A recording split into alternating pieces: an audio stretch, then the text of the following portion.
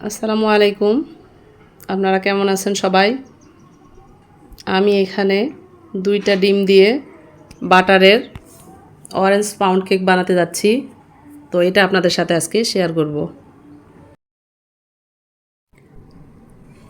এটা কিন্তু আমার বাসায় বানানো বাটার। সেই বাটার দিয়ে আমি আজকে এই কেকটা তৈরি করব। আপনারা দেখতে থাকুন কিভাবে করতেছি। এখানে আমি বাটার বিট করে নিচ্ছি। চিনি দিয়েছি হাফ কাপ। আমি এখানে বাটারটা আগে 1 মিনিট বিট করে নিচ্ছি। তারপর হাফ কাপ চিনি দিব। চিনিটা একবারে না দিয়ে আমি চিনিটা 2বারে দিব।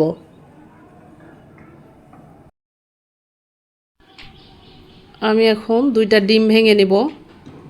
তারপর ডিম 2টা দিয়ে বাটারের সাথে একসাথে বিট করব।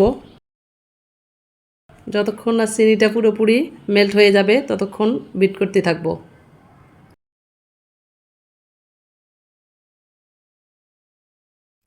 এখানে আমার ডিম আর বাটার বিট করা হয়ে গেছে। আমি এখন শুকনো উপকরণগুলো দিব।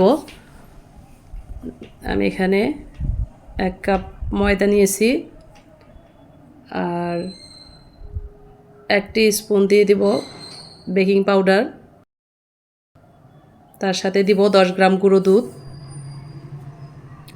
আর এর সাথে আমি 1 চিমটি লবণও দিয়েছি। দিয়ে একসাথে সবগুলা চেলে নেব।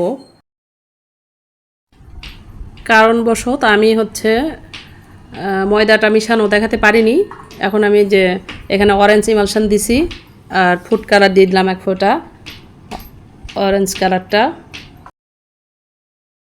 আমি বিট করে নিব।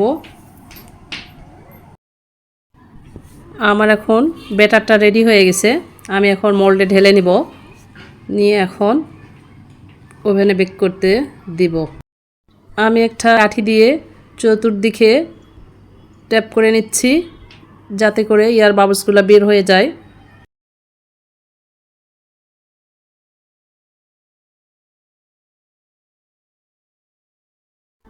আমি এখন 180 ডিগ্রি তাপমাত্রায় 40 মিনিট দিয়েছি টাইম দিয়ে কেকটা বেক করতে দিয়েছি।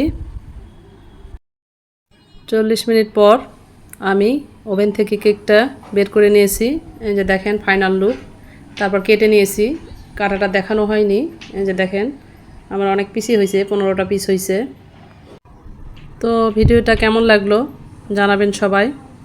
সবাই ভালো থাকবেন। আল্লাহ হাফেজ।